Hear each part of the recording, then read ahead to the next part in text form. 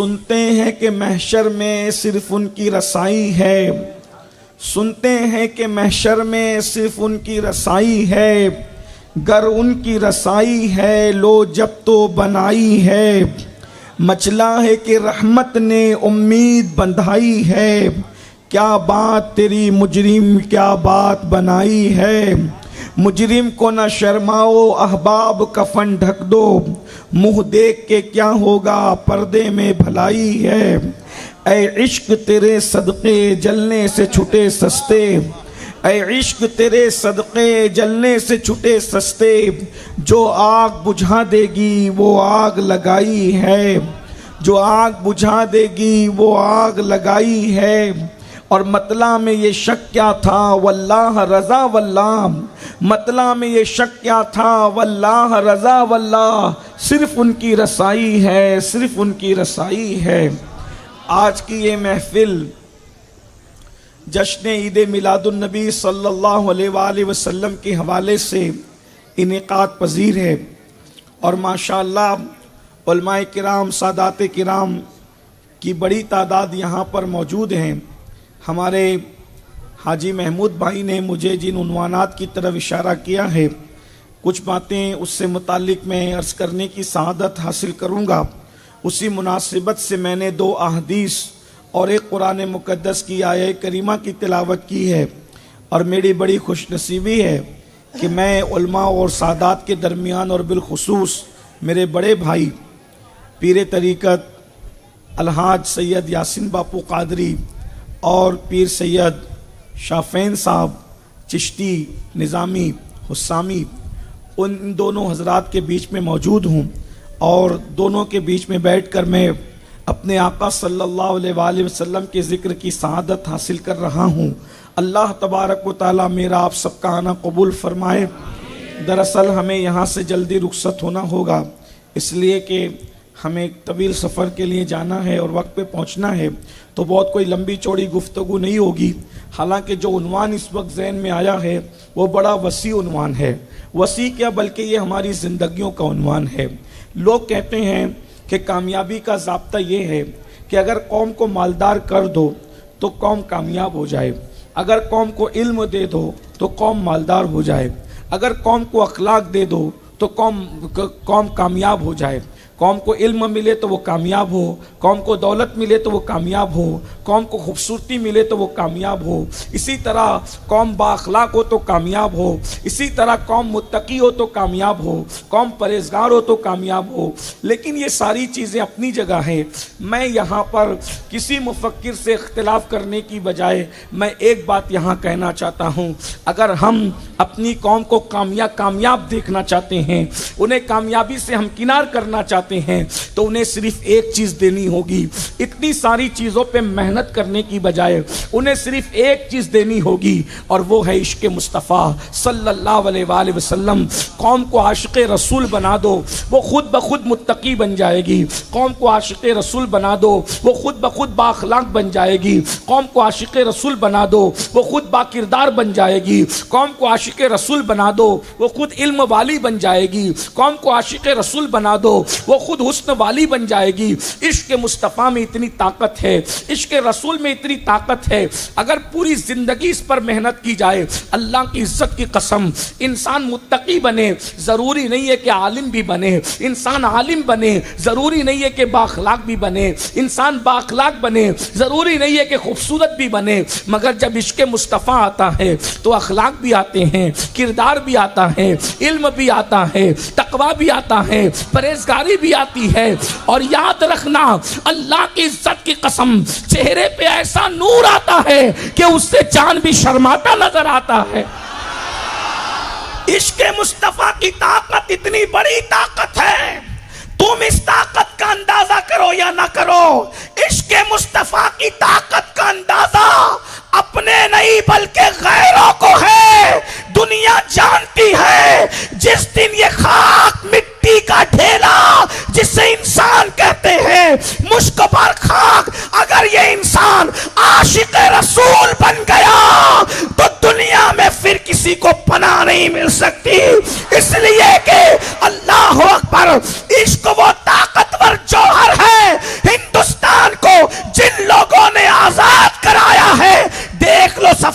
میں جتنے کھڑے ہیں سب کے سب عاشق رسول ہیں. فضل خیر آبادی سے لے کر کفایت علی کافی مراد آبادی تک یاد رکھنا. میں بہت معذرت کے ساتھ غلطی کروں تو دارالفتہ میرے پیچھے ہے, سادات اور علماء میرے ساتھ ہے, یہ میرا ہاتھ پکڑ کر اصلاح کریں گے. یاد رکھنا عالم بزدل ہو سکتا ہے, حافظ قرآن بزدل ہو سکتا ہے, اللہ اکبر اخلاق والا بھی بزدل ہو سکتا ہے, عبادت والا بھی بزدل ہو سکتا ہے, مگر عاشق مصطفیٰ کبھی بزدل نہیں ہوتا. اس لیے کہ جس کو موت کا ڈر نہیں ہوتا وہ سب سے بڑا بہادر ہوتا ہے, اور جسے عشق ہوتا ہے اس کا یہ عقیدہ ہوتا ہے کہ مروں گا تو سرحانے آمنہ کا لال تشریف لائے گا, مروں گا تو قبر میں آمنہ کا لال آئے گا. اسی لیے تو عاشق کو مدینے جانے میں جتنی خوشی ہوتی ہے اس سے زیادہ مر جانے میں ہوتی ہے. کیوں؟ مدینے جاؤ تو گنبد نظر آتا ہے, مر جاؤ تو گنبد والا نظر آتا ہے. میرا امام کہتا ہے قبر میں لہرائیں گے تا حشر چشم نور کے, جلوہ فرما ہوگی جب طلعت رسول اللہ کی, خاک ہو کر عشق میں آرام سے سونا ملا, جان کی اکسیر ہے الفت رسول اللہ کی. اور آسی غازی پوری کہتے ہیں 8 پھولے نہ سمائیں گے کفن میں آسی, قبر کی شب ہے کس گل سے ملاقات کی رات. یہ قوم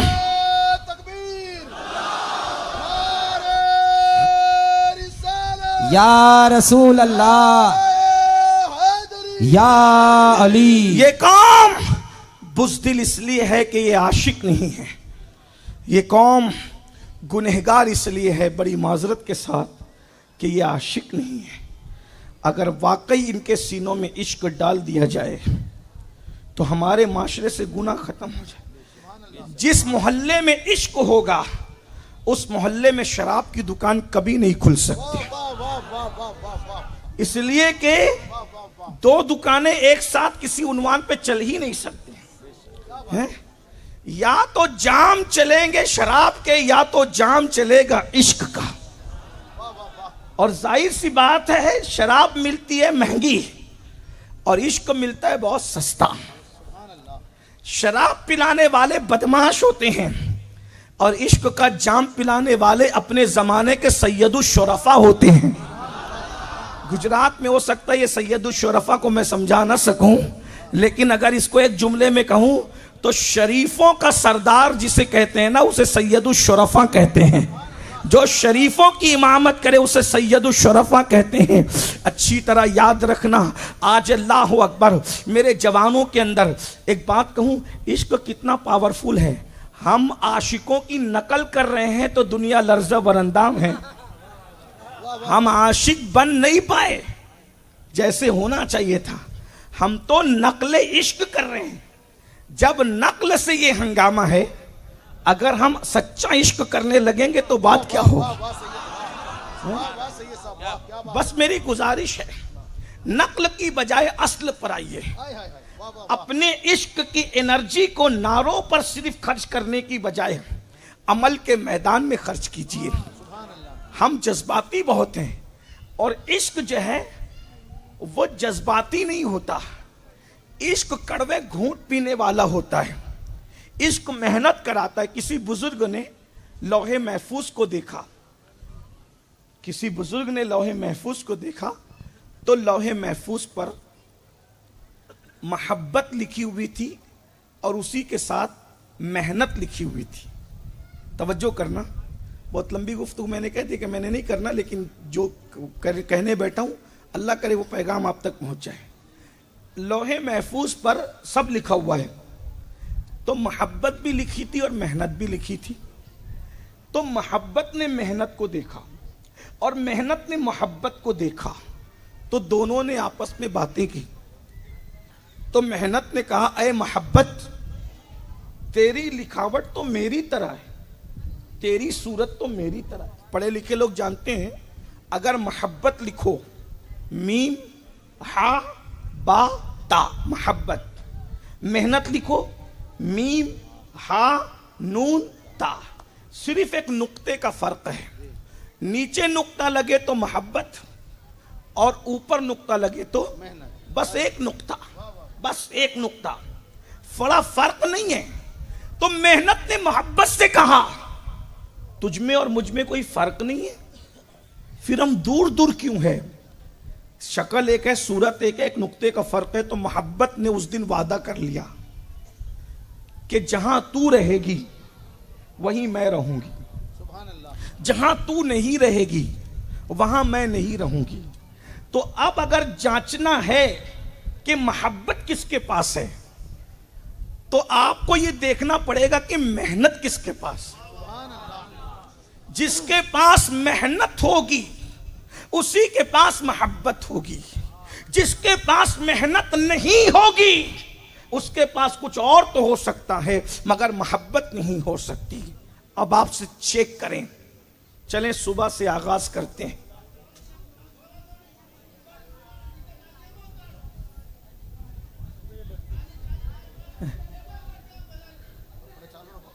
درود شریف پڑھ لیں. کیا نظر؟ اچھا ہاں وہی میں وہ سمجھ رہا ہوں، لیکن کیا ان کو نظر نہیں آ رہا ہوں تو میں ادھر آگے آ کے بیٹھ جاؤں کیا؟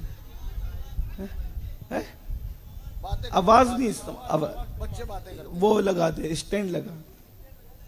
وہ آواز نہیں، وہاں کے بچے بات کرتے ہیں. اچھا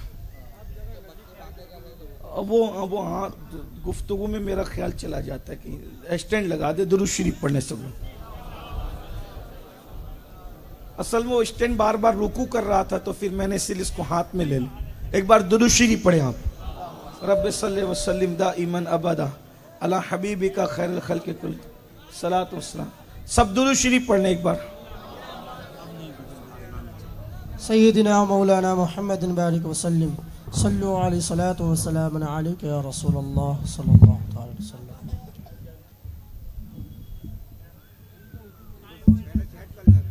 یہ کیا؟ اچھا ایسے تھوڑا چھوٹا نا. ہاں ماشاء بس ٹھیک. ہلو درود شریف پڑھیں. رب صلی وسلم دائما ابدا علی حبیبک خیر الخلق کل. تو جہاں محنت ہے وہیں محبت ہے. آپ بڑی بڑی باتیں کر لیں، میدان محشر میں پچھتاؤ گے کہ میں منافقت کر رہا تھا، محبت نہیں کر رہا تھا. بہت معافی کے ساتھ میں یہ نہیں کہہ رہا ہوں کہ آپ محبت نہیں کرتے یا عاشق رسول نہیں ہو، ایسا کہنے کا مجھے حق بھی نہیں ہے، میری کوئی اوقات نہیں. لیکن چونکہ بزرگوں کی بات مجھے آپ کے پاس رکھنا ہے تو آپ کو توجہ کرنا چاہیے. محنت اور محبت لازمی ہے. جہاں محبت وہاں محنت، جہاں محنت وہاں محبت. پہلے محنت آتی ہے پھر محبت آتی ہے، پہلے محبت کبھی نہیں آتی. تو اب ذرا غور کیجئے گا، چیک کریں کیا ہم محبت کرتے ہیں. محبت کی باتیں تو کرتے ہیں لیکن ہم کیا واقعی محبت کرتے ہیں. صبح سے چیک کریں. صبح ہوتی ہے فجر میں، لوگ کہتے ہیں نبی کے نام پہ جان دے دیں گے. میں نے کہا سلام ہے، کوئی اختلاف ہی نہیں ہے. اللہ تعالیٰ تمہیں سلامت رکھے. تمہارے یہ جملے ہمیں فخر سے ہمارے سر کو اونچا کرتے ہیں. ہماری چھاتی 56 کی نہیں ہوتی، ہماری چھاتی 63 کی ہو جاتی ہے جب تم کہتے ہو کہ نبی کے نام پہ جان دے دیں گے.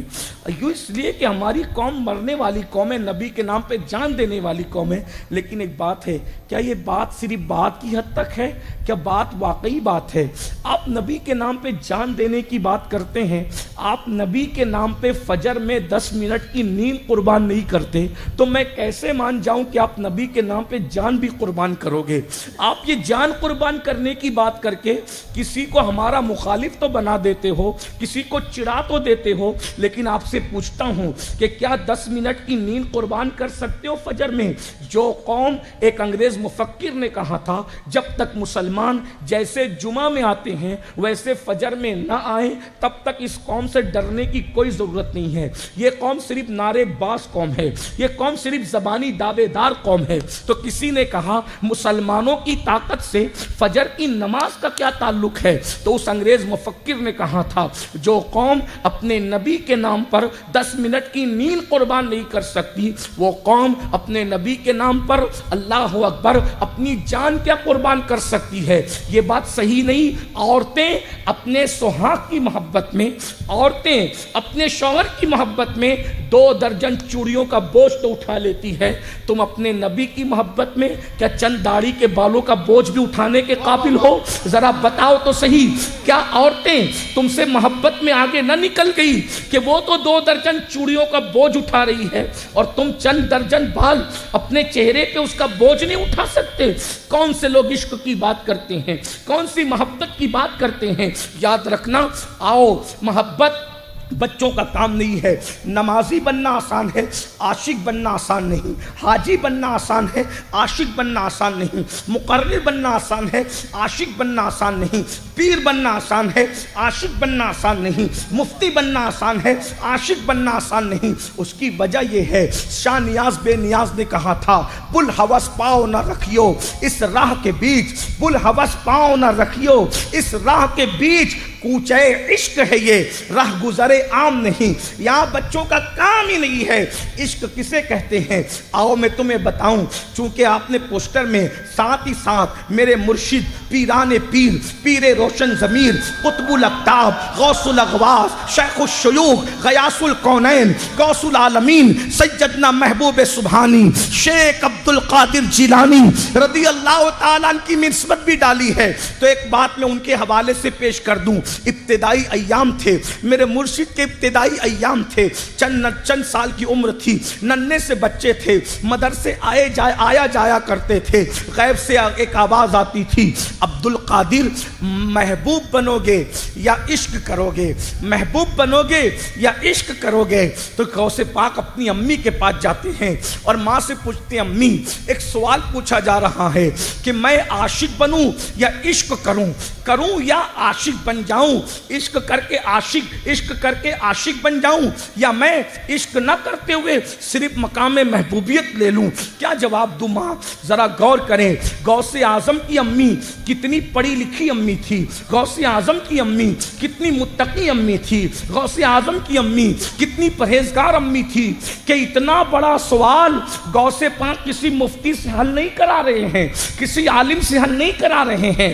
वक्त के किसी शेखुल इस्लाम के पास नहीं जा रहे हैं, अपने घर में माँ से पूछ रहे हैं और माँ जवाब भी दे रही है। जवाब बाद में बताऊंगा, लेकिन पहले यह भी अर्ज करूंगा, आज कौन नहीं चाहता मेरा बच्चा मुत्तकी रहे, मेरा बच्चा परहेजगार रहे? लेकिन एक बात मैं कहकर आगे बढ़ता हूं, जब तक माँ मुत्तकी नहीं होगी तब तक किसी का बच्चा मुत्तकी नहीं हो सकता।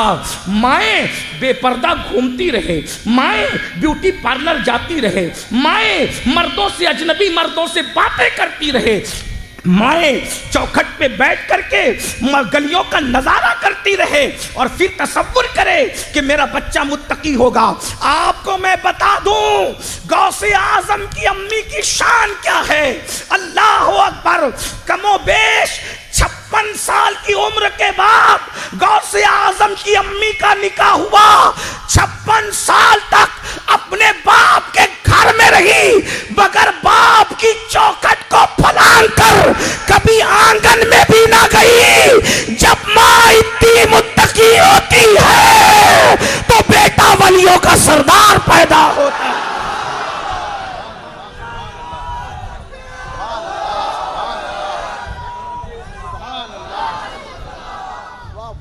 आज लोग हमसे पूछते हैं कि पहले वली गली गली नजर आते थे, अब वली गली गली नजर क्यों नहीं है? मैंने कहा माए मुत्तकी नहीं है।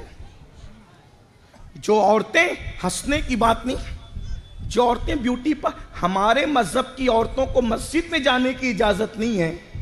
जो औरतों को मस्जिद से रोक दिया गया, वो औरतें अगर ब्यूटी पार्लर जा रही है तो उसके शिकम से वली कैसे जन्म लेगा?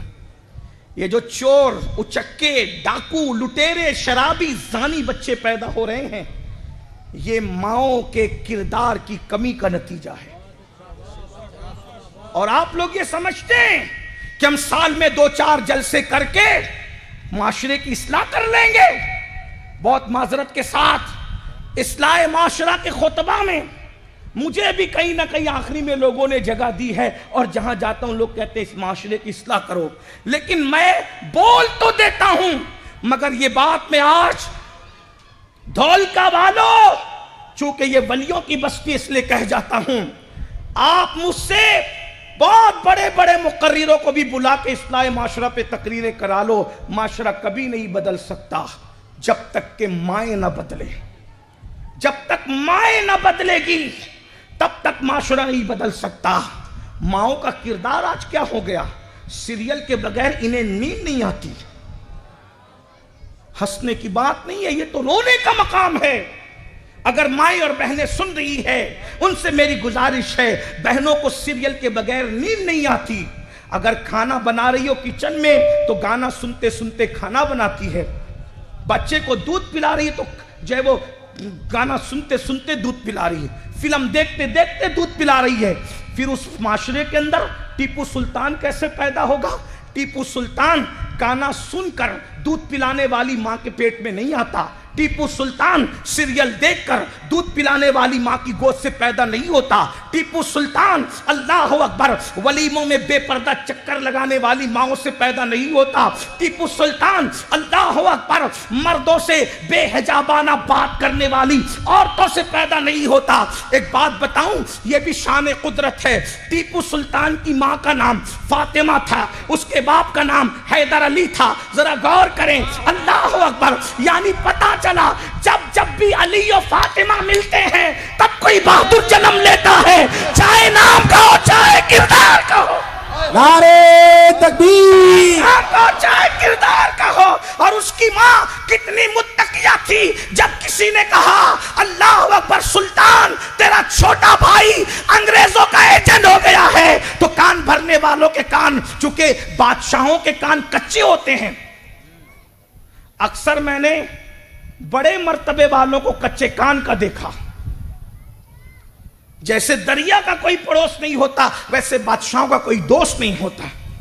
مالداروں کے کان کچے، پیروں کے کان کچے، بڑے فقیہوں کے کان کچے ہیں، بڑے لوگوں کے کان کچے، گھر کے بڑوں کے کان کچے، الا ماشاءاللہ، سب کی بات نہیں کر رہا، لیکن اکثریت یہی مجھے پتا چلا۔ سلطان بہادر تھا لیکن بادشاہ تھا، کچے کان تھے۔ یہ میں توہین نہیں کر رہا ہوں، یہ حقیقت بیان کر رہا ہوں۔ جب مرتبے بڑے ہوتے ہیں تو کان کچے ہو جاتے ہیں۔ اس لیے اللہ اکبر، مگر ایک ہستی کو ہم نے دیکھا کہ مرتبہ وہاں ہے کہ تلوے کے نیچے سر جبریل ہے، مگر کوئی شکایت لاتا ہے تو شکایت کی وجہ سے کسی سے منہ نہیں پھیرتے جب تک کہ حق کے تحقیق ادا نہ کر لیتے۔ سبحان اللہ۔ اور تحقیق میں جرم بھی ثابت ہو جائے تو مجرم کو میرا کہہ کر کے کہتے ہیں۔ ساری دنیا زانی کہہ رہی تھی اور جرم ثابت ہونے کے بعد کہا میرے فلاں کا کیا ہوا؟ وہ فلاں کا نام لے سکتا ہوں لیکن نہیں لیتا۔ لیکن یہ بھی تربیت اور اخلاق کا ایک حصہ ہے کہ بڑے ہو کر بھی کچے کان نہ رکھو۔ سلطان کی کمزوری تھی، برا لگے تو معاف کرنا، میری عادت ہے، میری زبان سے حق نکل جاتا ہے، میں مجبور ہوں، کیا کروں، اس لیے کہ خون علی مجھے چپ رہنے نہیں دیتا۔ ہائے ہائے ہائے، سبحان اللہ۔ سلطان نے اتنی سنی، گھر میں آئے، ماں کو بیٹھے ہوئے دیکھا، غصے میں ماں کو کچھ کہہ تو نہیں سکتے تھے، باادب تھے، لیکن بے چین ہو کر کے ٹہل رہے تھے۔ ماں سے بیٹے کی بے چینی دیکھی نہ گئی۔ ماں نے کہا سلطان، کیا وہ ماں تھی کہ بیٹے کو بھی سلطان کہہ کر مخاطب کرتی تھی؟ سلطان بے چین کیوں ہے؟ سلطان نے نظریں نیچے کی، تمہارے بیٹے نے میرے سر کو نیچے کر دیا۔ ماں ماں ہوتی ہے، ماں ہوتی ہے، اور ماں صرف ماں ہوتی ہے۔ کوئی سلطان بنے، ولی بنے، قطب بنے، ابدال بنے، کچھ بنے، لیکن اس کا بیٹا اس کے سامنے صرف بیٹا ہوتا ہے۔ سلطان نے جب ادب سے کہا تمہارے بیٹے نے میرا سر نیچے کر دیا تو ماں کی آنکھیں تن گئی۔ کیا کہا تم نے ٹیپو؟ اب سلطان سے ٹیپو پہ بات آ گئی۔ ٹیپو فتح علی تو نے کیا کہا؟ او حیدر علی کے بیٹے تو کیا کہہ رہا ہے؟ بک رہا ہے، میرے بیٹے نے سر نیچا کر دیا، کیا کیا اس نے؟ کیا غلطی ہو گئی اس سے؟ تو کہنے لگے ماں، لوگ کہتے ہیں کہ میرا چھوٹا بھائی انگریزوں کا ایجنٹ ہو گیا ہے، گفتگو کرنے بھیجا تھا، دیر ہو گئی ابھی تک واپس نہیں آیا۔ ماں نے کہا خدا کی عزت کی قسم میرا وہ بیٹا نہیں، میرا کوئی بھی بیٹا نہ کبھی ملک کا غدار ہو سکتا ہے نہ کبھی مذہب کا غدار ہو سکتا ہے۔ لوگ جھوٹے ہیں، تیری ماں سچی ہے سلطان۔ یہ بات ہو ہی رہی تھی کہ بھائی لوٹ کر کے آیا، خوشی کی خبر سنایا، سلطان ماں کے قدموں میں گر کے رو پڑے۔ ماں میں شک میں آ گیا تھا، تو نے اتنے یقین سے کیسے کہا؟ کہا مجھے اپنے آپ پہ نہیں مدینے کی سرکار پہ یقین ہے۔ میں نے جب بھی اپنی اولاد کو دودھ پلایا ہے تو کبھی بے وضو نہیں پلایا، وضو کرتی تھی اور درود پڑھ پڑھ کے دودھ پلاتی تھی۔ یہ درود کی برکت ہے کہ اولاد نہ کبھی ملک کی غدار ہو سکتی ہے نہ کبھی مذہب کی غدار ہو۔ نعرے تکبیر! آج ماؤں کو ضرورت ہے۔ تم بھی ٹیپو سلطان پیدا کرنا چاہتی ہو تو چھوڑ دو سیریل دیکھ کے دودھ پلانا۔ کیا ملتا ہے سیریلوں میں؟ یہ سیریلوں میں یہی دکھایا جاتا ہے نا۔ ایک بات میں کہہ دوں بہت معافی کے ساتھ کہ شادی شدہ عورت بہت سارے مردوں سے رابطہ کر سکتی ہے، یہی سیریلوں میں دکھا ہے، یہی سیکھنا چاہتے ہو؟ اور مردوں تمہیں شرم نہیں آتی؟ تمہاری بیوی کو سیریل جب یہ فکر دیتے ہیں کہ ایک مرد اگر ہر جگہ منہ مار سکتا ہے تو ایک عورت بھی کئی جگہ منہ مار سکتی ہے، ان سیریلوں کے لیے تم فلمیں ٹی وی گھر میں لاتے ہو، تمہیں شرم نہیں آتی؟ پھر جب بیوی کسی اور کے ساتھ پکڑی جاتی ہے تو خون کے آنسو روتے ہیں، قصور کس کا ہے؟ قصور کس کا ہے؟ ہم کوئی بے حیا بات کرنے نہیں بیٹھے، لیکن ڈاکٹر کو یہ حق ہے نہیں کہ وہ اپنی پسند کی دوا دے یا مریض کی پسند کی دوا۔ یہ ابھی حاجی صاحب نے ہماری دعوت کی، انہوں نے ہماری پسند کا کھانا کھلایا، ان کی پسند کا، لیکن میں 8 دن سے ڈاکٹر کے پاس جا رہا ہوں، نہ وہ ظالم میری پسند کی دوا دیتا ہے نہ وہ اس کی پسند کی دیتا ہے۔ کیوں؟ کیونکہ ڈاکٹر اگر مریض کے پسند کی دوا دے گا تو مریض کبھی اچھا ہوگا ہی نہیں۔ ہم لوگ ڈاکٹر ہیں، ڈاکٹر۔ اگر آپ کہیں گے کہ تقریر کے لیے ہم نے بلایا ہے، کھانا ہم کھلائیں گے، نذرانہ ہم دیں گے، پھول ہم پنائیں گے، تو امین القادری ہماری مرضی کی تقریر کرے، امین القادری سے تو بھول جائیے، یہ توقع مت رکھیں، کیونکہ آپ نے مجھے نچنیا کی حیثیت سے نہیں بلایا ہے، روحانی ڈاکٹر کی حیثیت سے بلایا ہے، اور میں آپ کو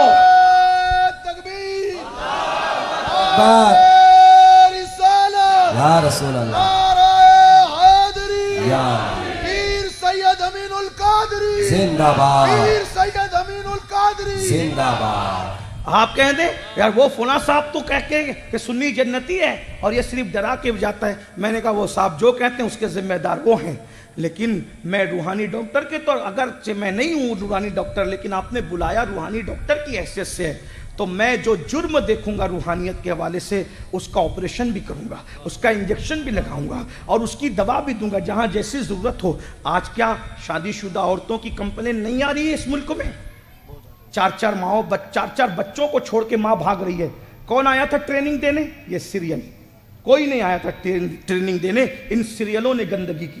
اور ہمارے معاشرے میں زنا کی بدکاری کی بڑھنے کی سب سے بڑی وجہ بے پردگی ہے، اور عورتیں نہ پردے میں آنے کو تیار ہے اور نہ آپ لوگ عورتوں کو پردے میں رکھنے کے لیے تیار ہیں۔ میں ہندوستان بھر میں جاتا ہوں، لوگ اپنی عورتوں کو ہمارے سامنے بے پردہ لا کے کھڑا کر کے کہتے ہیں بابا سر پہ ہاتھ رکھ کے دعا دے دو، آنکھیں بند کر کے کہتے ہیں یہ کیا ہے؟ ارے دعا دینے کے لیے سر پہ ہاتھ رکھنا ضروری نہیں ہے، واہ واہ واہ واہ، میں کمرے میں بیٹھ کے دعا دے دوں گا۔ کہا وہ فلاں نے دی تھی، میں نے کہا وہ فلاں جانے، تیرے لیے بھی شریعت ضروری ہے، میرے لیے بھی شریعت ضروری ہے۔ تو کہا یار سید تو باپ کی طرح ہوتا ہے، پیر تو باپ کی طرح ہوتا ہے، میں نے کہا باپ کی طرح ہوتا ہے، رسول پاک سے بڑھ کر باپ کون تھا؟ پیر باپ کی طرح ہے، لیکن رسول اللہ تو اس امت کے روحانی باپ ہیں، امت کے نہیں بلکہ وہ آدم کے بھی روحانی باپ ہیں، وہ حوا کے بھی روحانی باپ ہیں، میرے امام اہل سنت کہتے ہیں ان کی نبوت ان کی ابوت ہے سب کو عام. شعر کی تشریح کرنے کا وقت نہیں ہے لیکن کہتا ہوں ان کی نبوت ان کی ابوت ہے سب کو عام. حوا عروس کس کی؟ انہی کے پسر کی ہے. ظاہر میں میرے پھول حقیقت میں میرے نخل اس گل کی یاد میں یہ صدا بل بشر کی ہے. وہ سب کے روحانی باپ ہے. آدم سب کے جسمانی باپ ہے. میرے نبی سب کے روحانی باپ ہے. لیکن صحابیات حضور کے سامنے آتی تھی تو با پردہ آتی. بے شک. جب نبی کے سامنے پردہ فرض ہے تو پیر کے سامنے امام کے سامنے پڑوسی کے سامنے ہیں. لوگ کہتے ہیں یہ گلی کی جو بھابی بن جاتی ہے نا پورے گلی کی بھابی یہ بڑی خطرناک ہے. آپ کے یہاں ایسا ہے کہ نہیں ہے لیکن اکثر جگہ ہے. یہ جو گلی کی بھابی ہوتی ہے محلے کی وہ سب کے منہ لگی رہتی ہے اور یہ تو میرا دیور ہے یہ تو میرا بھائی ہے. ارے ظالم جب سگے دیور سے پردہ فرض ہے تو گلی کے منہ بولے دیوروں کی کیا حیثیت ہے. اگر آپ نے مجھے بلایا ہے تو کڑوا ہی سننے کے لیے اگر سن سکتے ہو تو بلاؤ ورنہ کوئی بات نہیں. دھولکا والو یہ تمہاری ہماری آخری ملاقات ہے. ہنسنے کی بات نہیں ہے. بہت خوب بہت خوب. جب سگا چچا زاد بھائی سے پردہ کرنا فرض ہے سگے چچا زاد بھائی سے پردہ سگے مامو زاد بھائی سے پردہ فرض ہے. سگے خالہ زاد بھائی سے پردہ کرنا فرض ہے. سگے بہن بھائی سے پردہ کرنا فرض ہے. آپ مجھے بتائیں حضرت عثمان غنی سیدہ فاطمہ کے سگے بہن بھائی تھے اور ایک بار نہیں دو بار بہن بھائی بنے تھے عثمان غنی. اور پھر رسول اللہ نے یہ کہا اگر میرے گھر میں 100 بیٹیاں ہوتی اور ایک کے بعد ایک انتقال کرتی جاتی تو میں ایک کے بعد ایک عثمان غنی کے نکاح میں دیتا چلا جاتا. سبحان اللہ. جو 2 بار بہن بھائی بنا وہ عثمان غنی. میں چیلنج سے کہتا ہوں ایک ملاقات عثمان غنی اور سیدہ فاطمہ کی ثابت کر دو. حق ہے حق ہے حق بالکل حق. ایک ملاقات ثابت. یہاں تو مہندی لگانے سالیاں چلی یہاں تو ہلدی لگانے سالیاں چلی یہاں تو انگلی پکڑنے اور کہتے سالی بہن بھائی کا رشتہ مذاق کا رشتہ ہوتا ہے. میں نے کہا جو 2 بار سالی بنی ہے میں کہتا ہوں کیا میرا عثمان غنی ہے. سبحان اللہ. ارے شان عثمان غنی کو اندازہ کر لو جس کا 2 بار سسر محمد الرسول اللہ بنتا ہے 2 بار علی جس کا ساڑو بنتا ہے اور فاطمہ الزہرا 2 بار جس کی سالی بنتی ہے اس کو عثمان غنی کہا جاتا ہے. اور اہل سنت کا امام یوں گنگناتا ہے کہ نور کی سرکار سے پایا دوشالہ نور کا. سبحان اللہ سبحان اللہ. یہ شان عثمان غنی ہے. یار لوگوں کو عثمان ہضم نہیں ہوتا. وہ جنتی تھے. میں نے کہا جنت سے بڑی چیز نبی نے ان کو دے رکھی تھی. حق ہے حق. جس کے نکاح میں 2 بیٹیاں ہو کروڑوں حوریں جسے رشک کی نظر سے دیکھتی ہے وہ نبی کی شہزادی رقیہ اور ام کلثوم ہے. سبحان اللہ. نبی نے 2 دیا نا. ذرا اس کو بھی سن لیں. آج کل یہ باتیں ہو رہی ہے کہ عثمان غنی مسلمان تھے کہ نہیں. بڑے محقق آ گئے تم. ابو بکر مسلمان تھے کہ نہیں عمر تھے کہ نہیں عثمان تھے کہ نہیں. میں نے کہا تجھے جمعہ کی 2 رکعت پڑھنے کی اوقات نہیں تو ان کے ایمان کو گنتا ہے.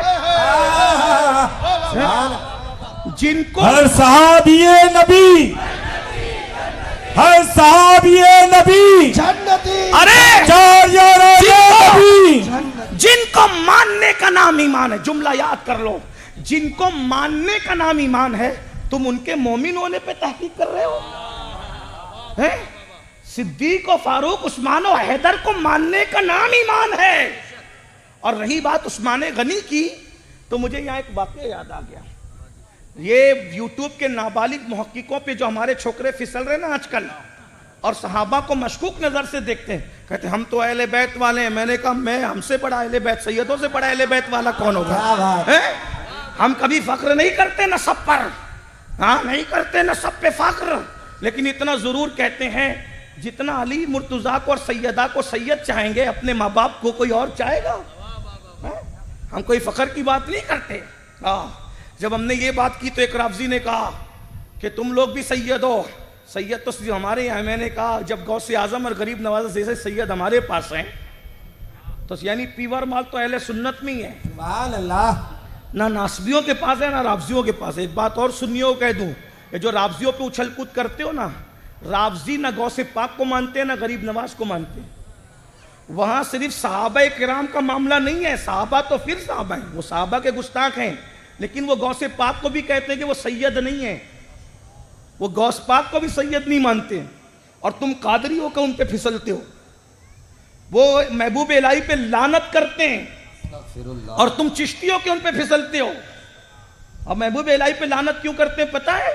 کہ محبوب الہی نے اپنے ملفوظات میں کہہ دیا کہ حضرت امیر معاویہ صحابی ہیں. سبحان اللہ. ہاں, انہوں نے جب کہہ دیا حضرت محبوب الہی نے کہ وہ صحابی ہیں, جب صحابی کہہ دیا تو ایسی جلی کہ وہ لوگ حضرت محبوب الہی کو سید ماننے کے منکر ہو گئے, لعنت کرنے لگے. اور غوث اعظم نے تو ایسی دھول چٹائی, اتنی کتابیں لکھی رافضیت کے رد میں کہ وہ کہنے لگے کہ یہ سید ہی نہیں. لیکن میں نے کہا سورج پہ دھول ڈال کے سورج کا بگڑتا کیا ہے؟ سورج پہ کوئی تھوکے تو منہ تھوک پہ اس کے منہ پہ آتا ہے. ارے تجھ جیسے لوگ میرے شیخ عبد القادر جیلانی کے نسب پہ کیا حملہ کریں گے؟ عبد القادر جیلانی وہ ہے جس کو غریب نواز جیسے لوگ کہتے ہیں یا غوث معظم, نور خدا, مختار نبی, مختار خدا, سلطان دو عالم, قطب اولا, حیراد جلالت ارض و سما. نعرہ غوثیہ. آپ کیا سمجھتے ہیں؟ جس نے سرکار مخدوم اشرف جہانگیر سمنانی نے کہا, ان کا رسالہ ہے رسالہ قبریہ. مخدوم صاحب لکھتے ہیں کہ میں نے اپنی زندگی میں جتنے فرقے دیکھے اس میں سب سے بدترین فرقہ جو ہے وہ رافضی ہے.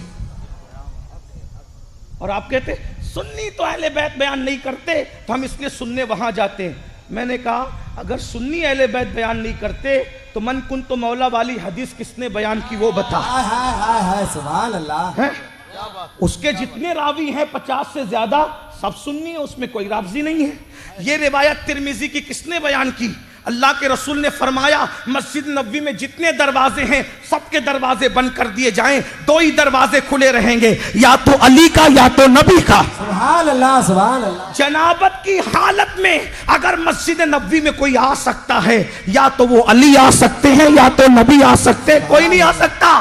ارے دلی کی جامع مسجد میں کوئی جنبی نہیں جا سکتا, محلے کی جامع مسجد میں کوئی جنبی نہیں جا سکتا, لیکن مسجد نبوی میں 2 ہی جا سکتے ہیں, یا تو علی جا سکتا ہے یا تو نبی جا سکتا ہے.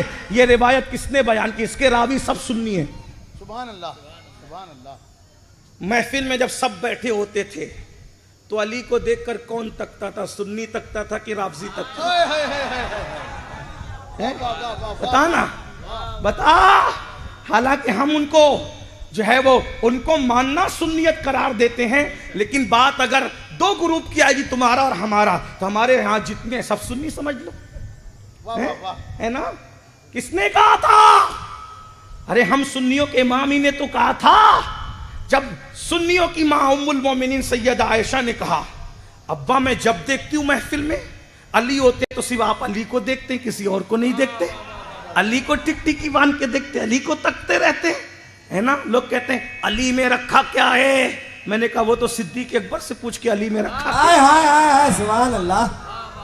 اگر کوئی تیرے جھوپڑے کو دیکھنے نہیں آتا, تاج محل کو دیکھنے جاتا ہے تو تاج محل میں رکھا کیا ہے وہ تو جانے والوں سے پوچھنا. تیرا جھوپڑا ہے, تاج محل کسی کی محبت کی یادگار ہے. اگر کوئی کسی کو تکتا ہے تو یوں ہی نہیں تکتا, اس میں کچھ ہوتا ہے. کسی نے کہا تھا نا کہ اگر ہم پہ مرتا ہے کوئی تو ہم میں کچھ ہے. تو جو صدیق اکبر جیسا جس کی محبت میں فرشتے ٹاٹ پہن لے, اگر وہ کسی کو تکے تو وہ چہرہ کیا ہوگا؟ اور ایک بات بتاؤں, ارے افریقہ میں کوئی کسی کو تکے تو بات سمجھ میں آتی, اندھوں میں کانا راجا. وہ سارے چمکتے ستاروں میں جس چہرے کو صدیق دیکھتے ہوں گے اس چہرے کی چمک دمک کا عالم کیا ہوگا؟ اللہ اکبر.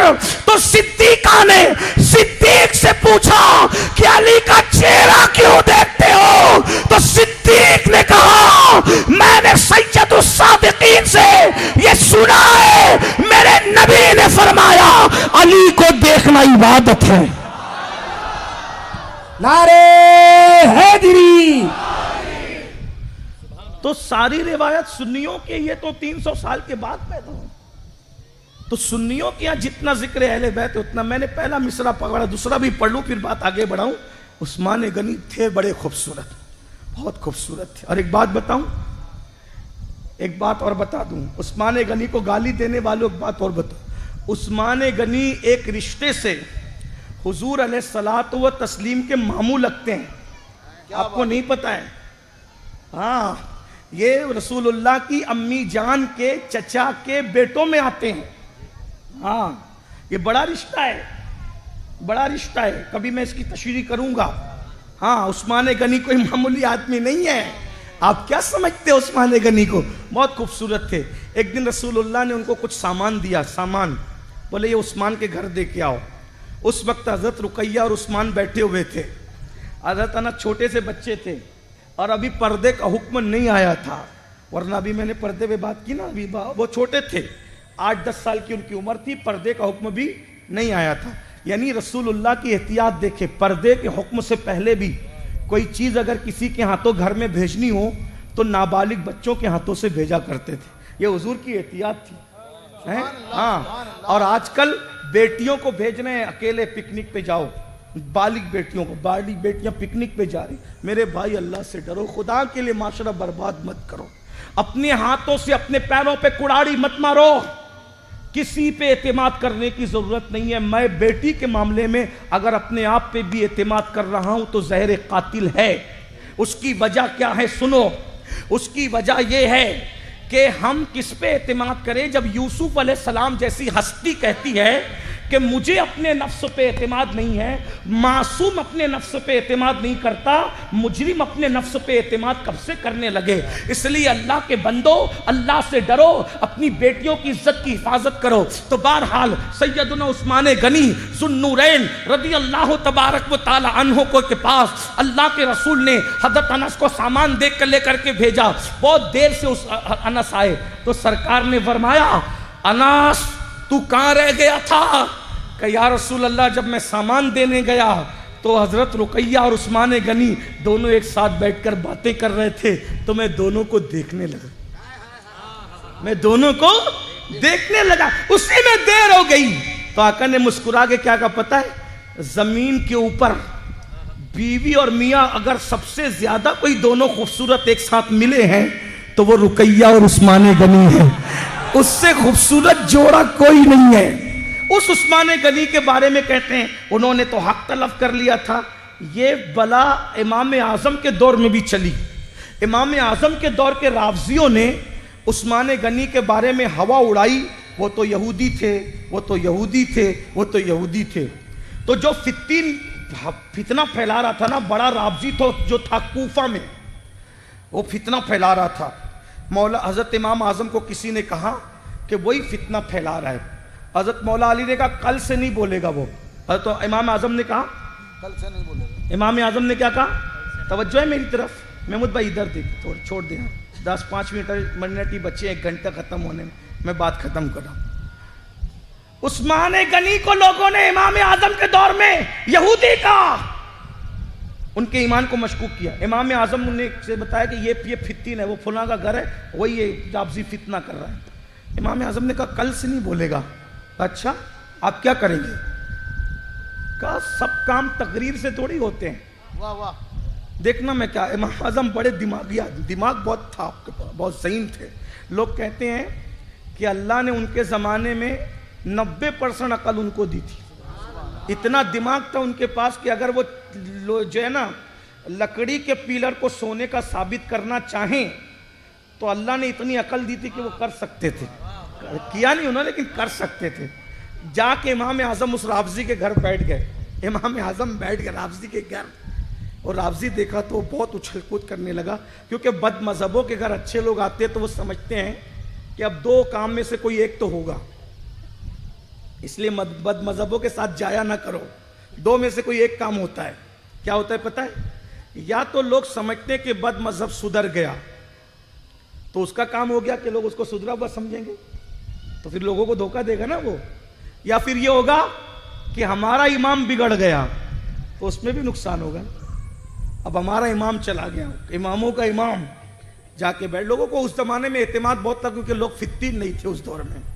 ہاں آج کل تو ایسا ہے کہ امام صاحب بیچارے اگر تیزی کے ساتھ چل بھی جائے نا، بولتے امام صاحب تو دوڑ رہے تھے، یہ امامت کے قابل نہیں. میرے ایک عزیز نے مجھ سے فتویٰ پوچھا، مسئلہ پوچھا کہ میری مسجد کا امام جھوٹ بولتا ہے، اس کے پیچھے نماز پڑھوں کہ نہیں پڑھوں؟ کہ میں مفتی تو نہیں ہوں آج کی تاریخ میں، میں ابھی مفتی نہیں ہوں، لیکن کیونکہ مسئلہ پوچھا تھا کسی ڈیڑھ شانے نے تو جواب بھی تھوڑا اس کو ہوشیاری دینا تھا.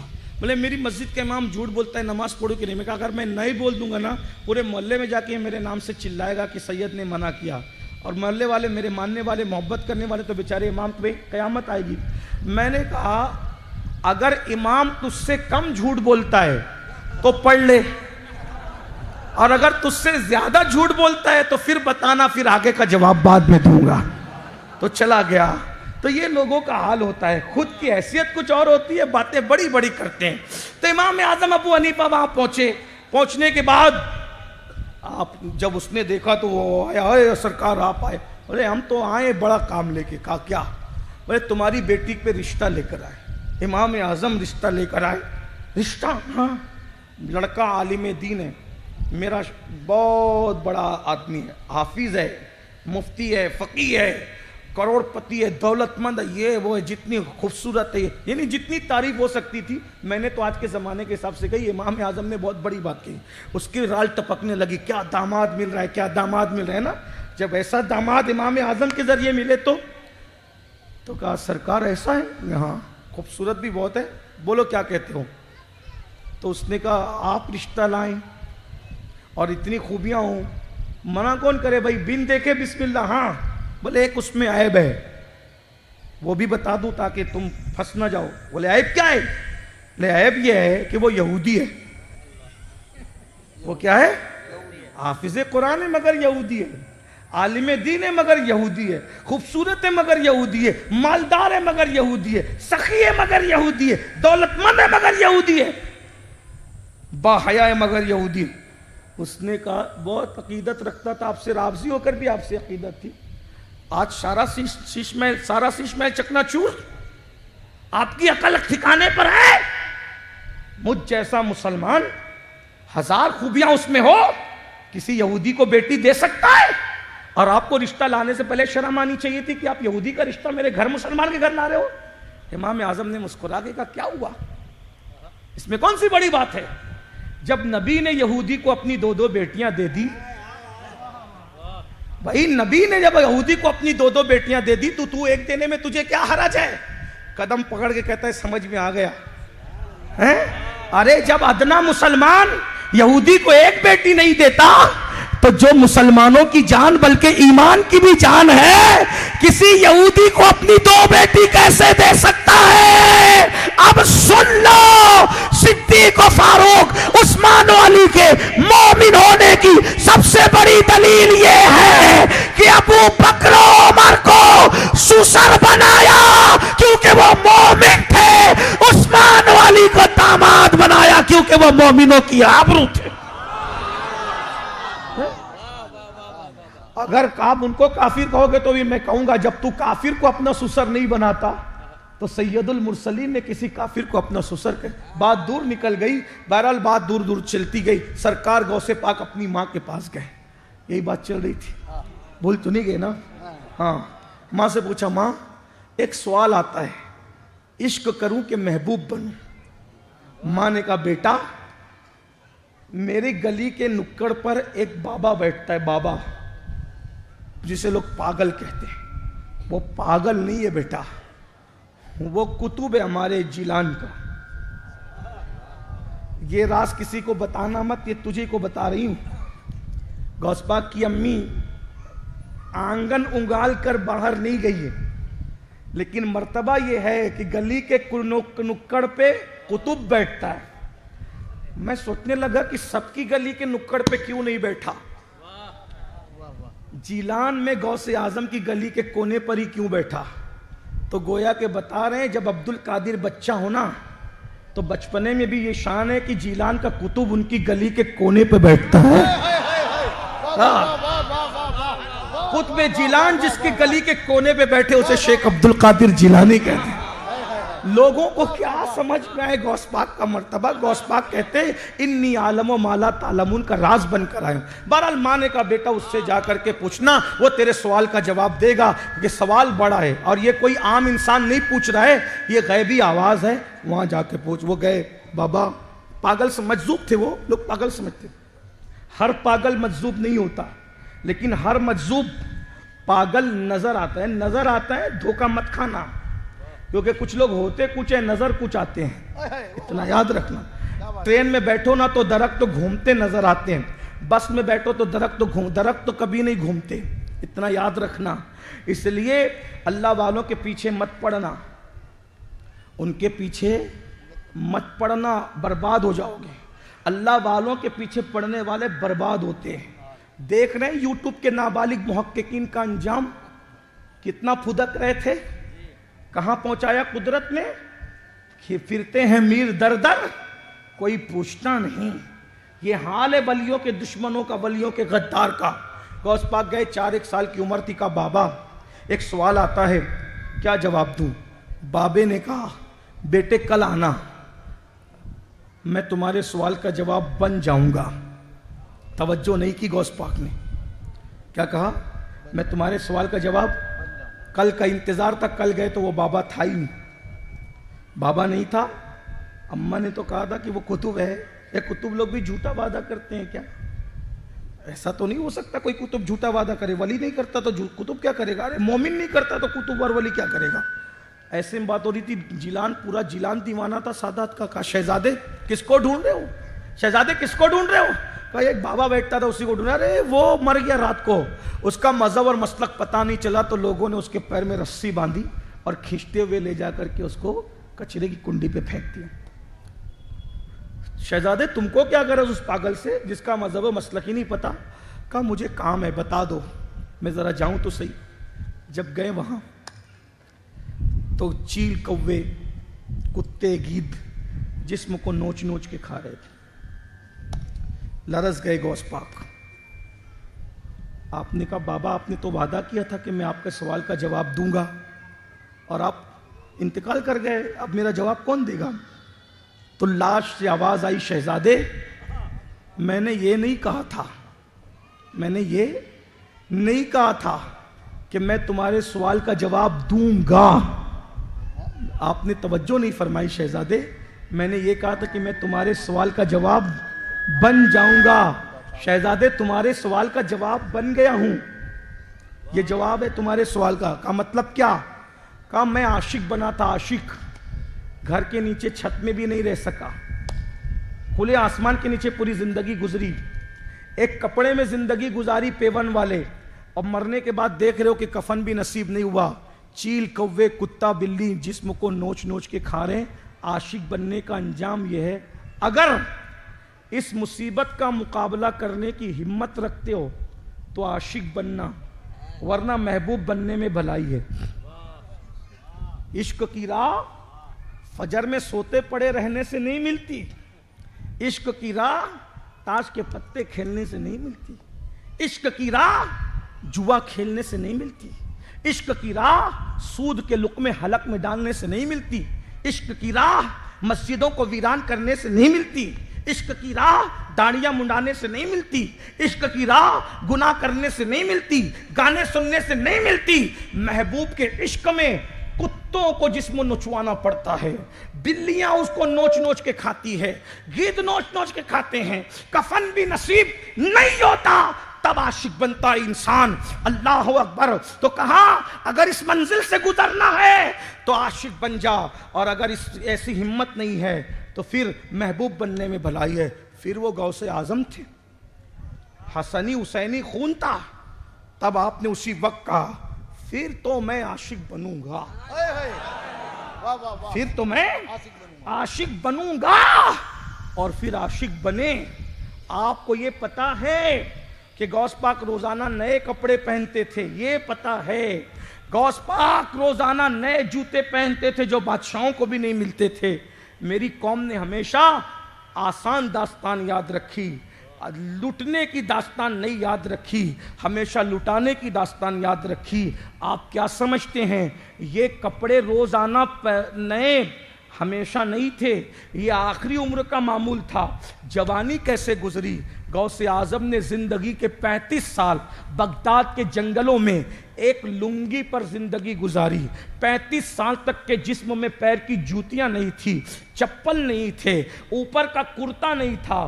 غوث پاک بغیر کرتے کے 35 سال تک جنگلوں میں عبادت کرتے رہے۔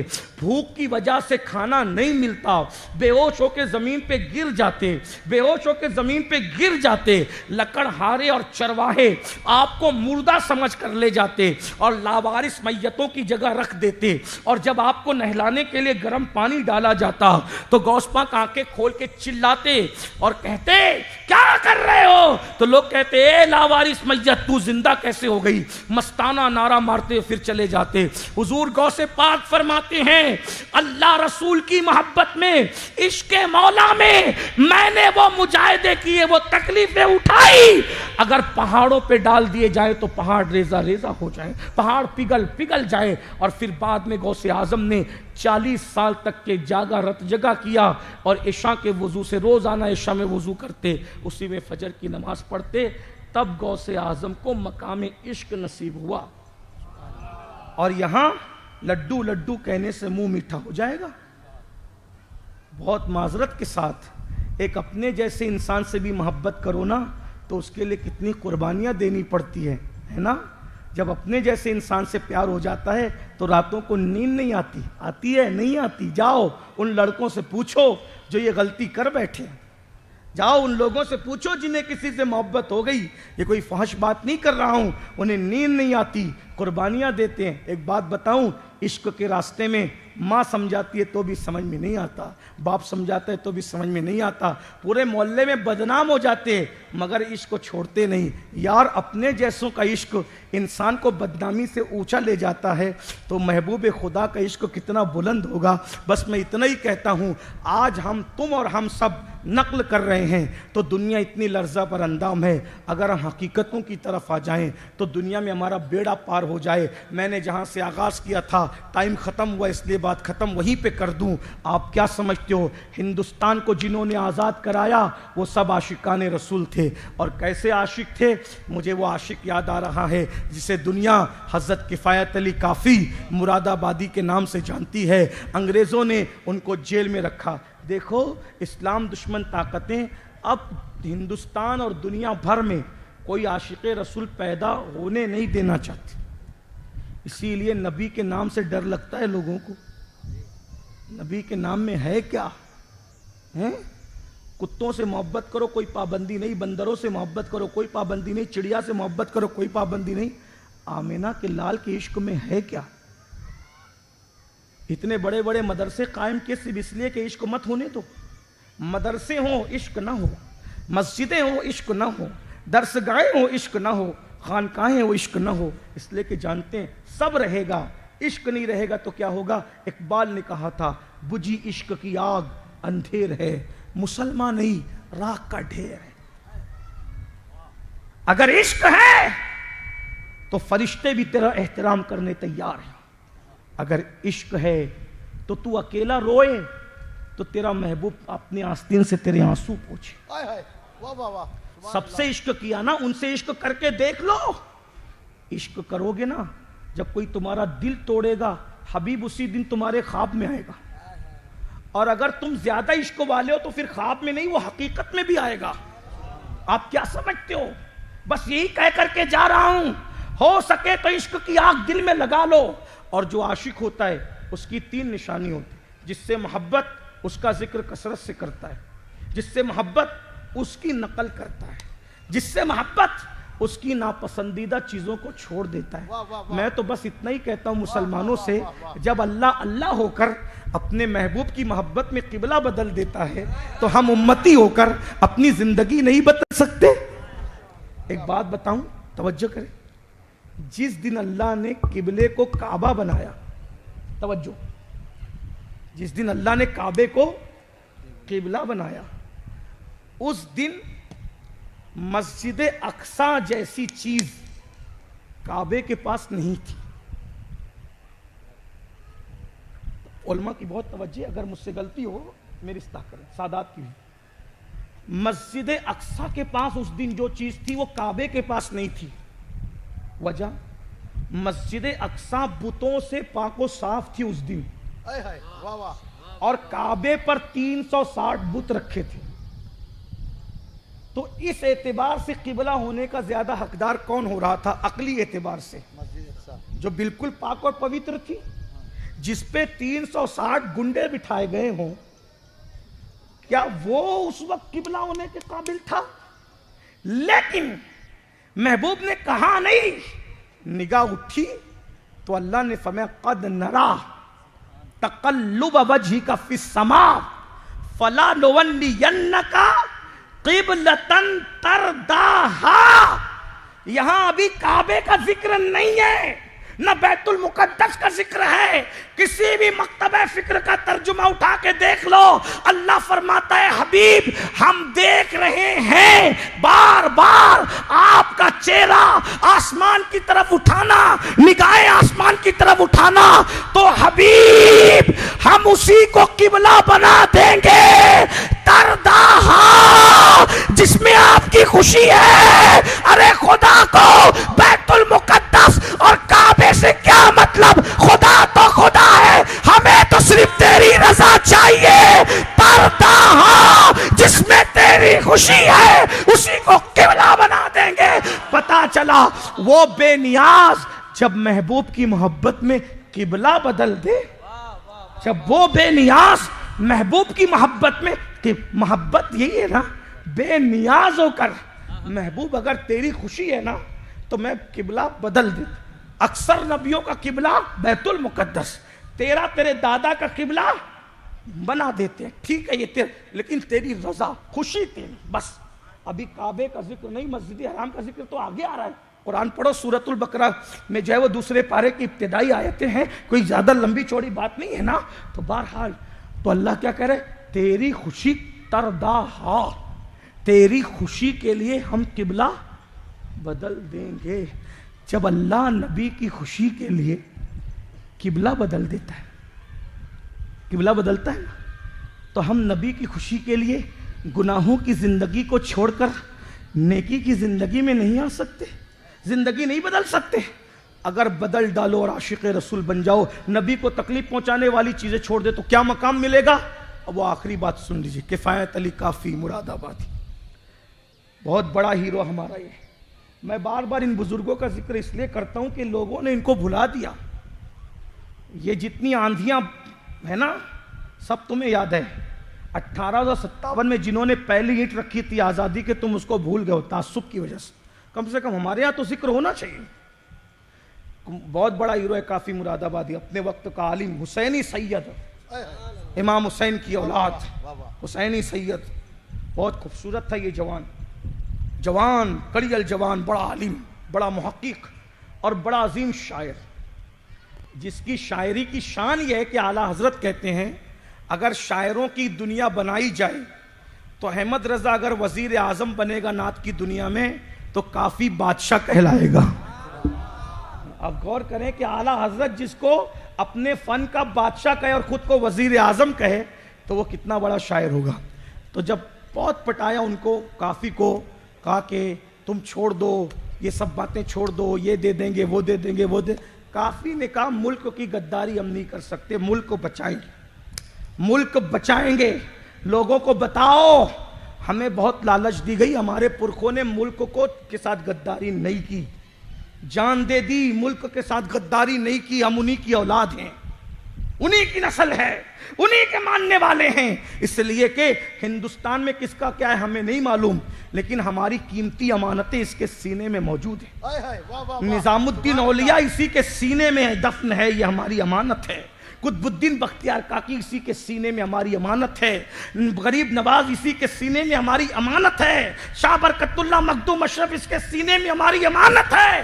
ہندوستان کی زمین سے غداری کرنا یہ زمین سے غداری نہیں، یہ محبوب الہی سے غداری، قطب الدین سے غداری، اشرف جہانگیر سمنانی سے غداری۔ اس لیے مسلمان کبھی اپنے ملک کا غدار نہیں ہو سکتا، اتنی قیمتی امانتیں لے کے جائیں گے کہاں؟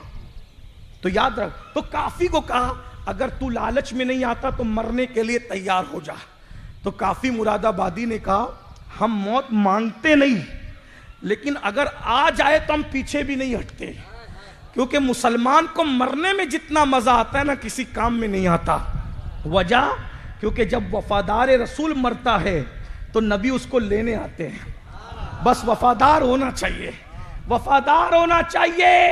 اگر تم وفادار ہو میں تمہارے قدموں کو اپنے سر پہ رکھوں، لیکن ایک سوال کروں، اگر نبی کے وفادار ہو تو تمہارے موبائل کے اسکرین پر ہیرو کی تصویر کیوں ہے؟ تمہارے موبائل کی رنگ ٹون میں گانا کیوں ہے؟ اگر وفادار ہو، اللہ اکبر۔ کافی کو کہا چلو پھانسی دیں گے، کہا ٹھیک ہے چلو۔ پھانسی دینے کے لیے گئے تو پوچھا تیری آخری خواہش کیا ہے؟ کافی تیری آخری خواہش کیا ہے؟ کافی نے کہا پوری زندگی نعت لکھتا رہا، پوری زندگی نعت لکھتا رہا۔ ایک نعت کا اضافہ کرنا چاہتا ہوں، ایک نعت نبی کی لکھنا چاہتا ہوں، کاغذ دے دو قلم دے دو۔ اور کافی نے نعت لکھنی شروع کی۔ کوئی گل باقی رہے گا نہ چمن رہ جائے گا، پر رسول اللہ کا دین حسن رہ جائے گا۔ اطلس و کم خواب کی پوشاک پہ نازا نہ ہو، اس تنے بے جان پر خاکی کفن رہ جائے گا۔ ہم سفیر و باغ میں ہیں، کوئی دم کا چہچہا، بلبلیں اڑ جائے گی، سونا چمن رہ جائے گا۔ جو پڑے گا صاحب لولاک کے اوپر درود، آنکھ سے محفوظ اس کا تن بدن رہ جائے گا۔ نام شاہان جہاں مٹ جائیں گے لیکن یہاں، نام شاہان جہاں مٹ جائیں گے لیکن یہاں حشر تک نام و نشانے پنج تن رہ جائے گا اور سب فنا ہو جائیں گے۔ کافی وہ لیکن حشر تک نعت حضرت کا زبانوں پر سخن رہ جائے گا۔ انگریز چڑ گئے اور چڑنے کے بعد کہا اس کو ابھی پھانسی نہیں دیں گے، یہ بہت بڑی بڑی بات کرتا اپنے نبی کی شان میں، یہ بڑا نبی سے محبت کرتا ہے، اس کو بہت ستائیں گے۔ کہا کیا کریں گے؟ اس زمانے میں استریاں تھی، استریاں جو کوئلے والی ہوتی تھی، کوئلے کی استریوں میں کوئلے بھرے بھڑکائے گرم کیے، اور گرم کر کے لوگوں کے ہاتھ میں دیکھا یہ کافی کو لٹا کر اس کے بدن پہ چلا دو، کافی کو لٹا کر اس کے بدن پہ چلا دو۔ بس ایک ہی بات کہہ جا رہا ہوں اختتام پہ، حضور سے وفا کر لو، دشمن جتنا تکلیف دے گا حضور اتنا قریب ہوں گے تمہارے، اتنا تمہیں تسلی دیں گے، اتنا بس وفادار بن جاؤ۔ ہم سب کچھ بن رہے ہیں، کیا وفادار بھی ہیں؟ جب کافی کے بدن پر استری چلنے لگی گرم گرم تو عادت کے مطابق کہا یا رسول اللہ، کہا یا رسول اللہ، یا رسول اللہ۔ جیسی آنکھ بند کر کے بے چین ہو کے تڑپ کے کہا یا رسول اللہ، تو کیا دیکھا؟ خوشبو آ رہی ہے۔ جب خوشبو سونگی یہ تو جانی پہچانی ہے، آنکھیں کھولی تو سرہانے اللہ کے رسول کھڑے تھے، عالم بیداری میں نبی کا جلوہ دیکھ رہے تھے۔ کافی رو کر کہتے ہیں آقا بہت دیر کر دی میں نے، اگر مجھے یہ پتا ہوتا کہ جسم پہ استری چلانے سے آپ نظر آتے ہیں تو اتنی دیر نہیں کرتا، یہ کام میں بہت پہلے کر چکا ہوتا۔ یہ نبی کے عشق کرنے والوں کو شان نصیب ہوتی ہے۔ آؤ ہم بھی حضور سے عشق کریں، زبانی نہیں حقیقی، صرف نعرے نہیں، فجر کی نماز میں اٹھنے والے عاشق بنے۔ اور اگر تم نماز کے لیے نہیں اٹھتے تو اللہ کے رسول نے فرمایا جس نے جان بوجھ کے نماز چھوڑ دی میں محمد اس سے بیزار ہوں، قیامت کے دن اس کے ساتھ میرا کوئی تعلق نہیں، میرے لیے نہیں، ان علماء کے لیے نہیں۔ اس میں کتنے لوگ ہیں، دھولکا میں کتنے لوگ ہیں گرد نواز جو حضور کے عشق میں آج سے 5 وقت کی نماز پڑھنے کا وعدہ کرتے ہیں، حضور کے عشق میں۔ اٹھا کے ذرا دیکھیں، زبردستی کسی کے ساتھ عشق کا سودا ہے، میں نہیں دیکھ رہا، مدینے کی سرکار دیکھ رہی ہے۔ ہم مجھے تو دھوکہ دے سکتے، ان کو نہیں، اٹھا کے رکھو ذرا، گواہ بناؤ فرشتوں کو۔ سبحان اللہ، ارے واہ ماشاءاللہ، یہ کھڑے والے بھی کر رہے ہیں، سبحان اللہ، یہ بھی کریں، خواتین بھی ماشاءاللہ۔ اس کا مطلب یہ ہے کہ آج اب مسجدیں بھر جائے گی انشاءاللہ۔ بولو سچا وعدہ کر رہے ہو یا جھوٹا؟ سچا کر رہے ہو؟